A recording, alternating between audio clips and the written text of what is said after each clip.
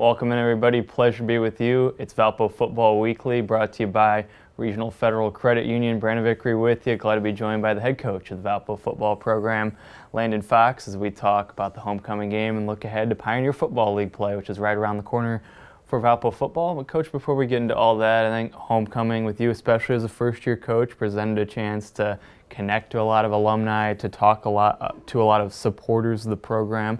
How did those conversations go this week? It was exciting. It was fun because just the excitement around Valparaiso football was fun to see, and the support from the alumni that you get, and had the opportunity to meet a lot of new alumni, but also ones that I have met, and then also to get those guys, the alum around our team, was big. I talked a year ago with our first-year women's basketball coach, who had been a long-time Division I assistant, about the challenges of being a head coach versus just the basketball part of it, and I think that applies to you in your job as well this year. What have the challenges been like of balancing all the non-football parts of the job with the football portion? Well, that's what I was telling the assistant coaches and telling some people that especially this homecoming week was difficult in terms of the priorities of, hey, you got to be able to manage a lot outside the football realm instead of just, hey, and my background being defense, but just being that defensive coordinator. So the ability to be organized and have a good staff, and so that they can handle a lot of the football things, so that the other areas that a head coach gets pulled away from, that you have to be able to handle. You talked after the game about how, from the defensive standpoint, we'll start there, you're pretty pleased with the way things went. I'm sure you've had a little bit of a chance to look at some of the film. What are your thoughts on the way you played defensively? Right, you get a little nervous on just saying too much after a game before you look at the film, but after watching the film, there was nothing different. For the most part, we're continuing to take strides in terms of the amount of plays that we're being consistent, and each and every game defensively, I thought they've taken those steps, and that's encouraging. Now, I want the guys to understand, too, we were able to have a couple of takeaways, which may have helped that look maybe a little bit better than it appeared. But at the same time, the guys knew the plays that were coming and were able to execute. And when the play was there, they made the play. Let's talk about Nick Turner. I mean, a guy who missed a year ago, most of the season, medical redshirt, decides to come back as a fifth-year senior and a captain of the team, and he had his best game of the season on Saturday. Team's leading tackler, forced a fumble. What have you seen from Nick in terms of his progression here of late? Yeah, that's just the same thing that we told him in our team meeting, that this was his best game, and just his effort. His effort and his toughness and his enthusiasm, his passion for the game is really what makes him a good football player. And he's just continuing to get more comfortable within our scheme and the things that we're asking him to do. And I think this will be a trend. You'll see him continue to be pretty steady in there for us. Your other defensive captain had a few big plays on Saturday as well. Jamari Booker continued what's been an all-conference type start to his season. What have you seen from him? And since the first day I arrived here, that's something I talked to Jamari about, is that he has all-conference ability.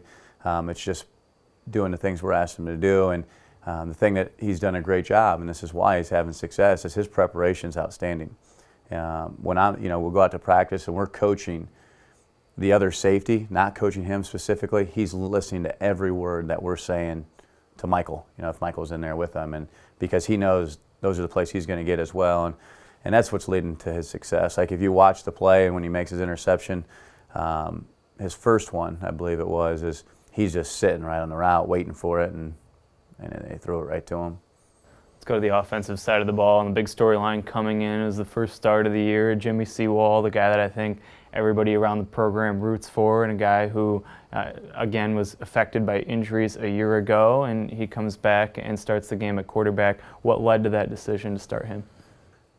For us, is just to be the most efficient offense that we can be, and we can't be 50-50. We just have to be consistent in our approach. And it's the same thing I told the team after the game, and after watching the film, I believe the same thing is, we don't need to go out and score 40 points a game or 30 points a game, but what we do need to be is efficient. And we just felt like Jimmy would give us the best chance to be as efficient as we can be. However, and he'll tell you he needs to play better as a first start. Some of the games moving quickly, and he'll continue to improve as it goes along, and the game will slow down for him a little bit. He's played a lot of football, just seeing it, again. I hate to sound like a broken record, but is he the starter for this week? Where do things stand at quarterback going into Saturday? Yeah, we anticipate Jimmy being the quarterback for us on Saturday. Obviously, we're always looking to practice. I mean, those practice evaluations is what determines the game. But nothing there led to us not thinking Jimmy wouldn't be the guy for this Saturday. Let's talk about this Saturday. You start PFL play with a challenging first 3 games in particular to face 3 of the league powers in Drake and Dayton and San Diego. And that starts with the Drake team that really had its way with Marist in PFL play this past week. What have you seen on film about this year's version of Drake? Well, I think the one thing that's nice is going into Pioneer League play, and you talk about away games. I know all the stadiums, I know the locker rooms, I know the layout. So that is a big thing of the familiarity with the site, and to be able to tell the guys and how we're going to do it is huge. But in terms of Drake, it's a typical Drake team. They're big, they're long, physical football team, and that will present the biggest challenge on both sides of the ball. Pioneer Football League play, things start fresh with Valpo at 0-0 in league play going into this week. He's the head coach, Landon Fox. I'm Brandon Vickery. You can follow all the latest on Valpo football on valpoathletics.com.